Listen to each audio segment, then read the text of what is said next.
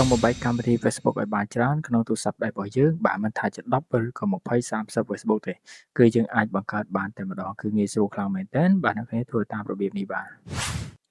អូខេអញ្ចឹងអ្នកនរគ្នាអាចមើលបានក្នុងទូរស័ព្ទដៃរបស់ខ្ញុំគឺមានតែមួយទេ Facebook បាទ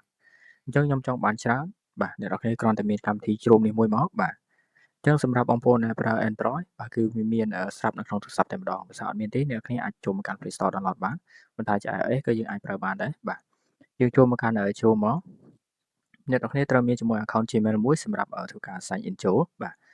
ជាធម្មតាទូរស័ព្ទរបស់យើងគឺមាន Gmail ស្រាប់ហើយយើងអាចចូលបានបាទអញ្ចឹងអ្នកនរគ្នាចុចពាក្យ search មកបាទយើង search ពាក្យថា Facebook មួយមកបាទអូខេ Facebook មកអញ្ចឹងយើងឃើញកន្លែងនេះបាទគេដាក់ថា login to Facebook បាទកន្លែងនេះយើងចុចកន្លែងហ្នឹងមកเนาะអូខេបន្តមកទៀតអ្នកនរគ្នាចូលមកកាន់កន្លែង3ត្រីទីទូចនេះបាទបន្តមកទៀតអូសក្រោមរកពាក្យបន្ថែមទៅអេក្រង់ដើមកន្លែងនេះយើងចុចខាងក្រោមគេបាទយើងកុំចុចខាងលើបាទខាងលើគឺដំឡើងបានតែមួយទេបើយើងខាងក្រោមនេះគឺបានច្រើនបាទចុចខាងក្រោមមកចុចកន្លែងបន្ថែមមួយទៀតអូខេអញ្ចឹងគឺបានហើយយើងចុចបិទមកឃើញបានមួយទៀតអូខេបានហើយអញ្ចឹងបើយើងចង់បានមួយទៀតអ្នកគ្នាចូលមកកាន់ជ្រុងដែរមកបាទហើយចុចកន្លែង3ត្រេហើយចុចពាក្យថាបន្ថែមមកបាទចុចខាងក្រោមទៀត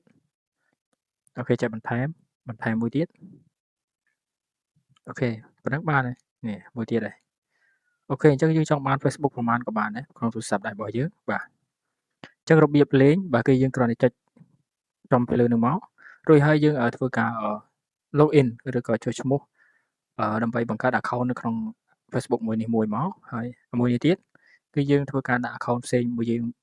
account ផ្សេងមួយទៀតអញ្ចឹងគឺយើងមានច្រើន account បាននៅក្នុង Facebook របស់យើងក្នុងទូរស័ព្ទដៃរបស់យើងអញ្ចឹងគឺងាយស្រួលខ្លាំងមែនទែនបាទគឺអត់ពិបាកទេឲ្យទាំងអស់គ្នាមានជាមួយនឹងកម្មវិធីជ្រុំនេះមួយគឺយើងអាចបំបែក Facebook បានហើយបាទអញ្ចឹងវីដេអូខ្ញុំមានតែប៉ុណ្្នឹងឯងសម្រាប់បងប្អូនដែលចង់បាន Facebook ចាគឺត្រូវជាមួយវីដេអូនេះបាទជួបគ្នាជាមួយវីដេអូក្រោយបាទសូមអរគុណ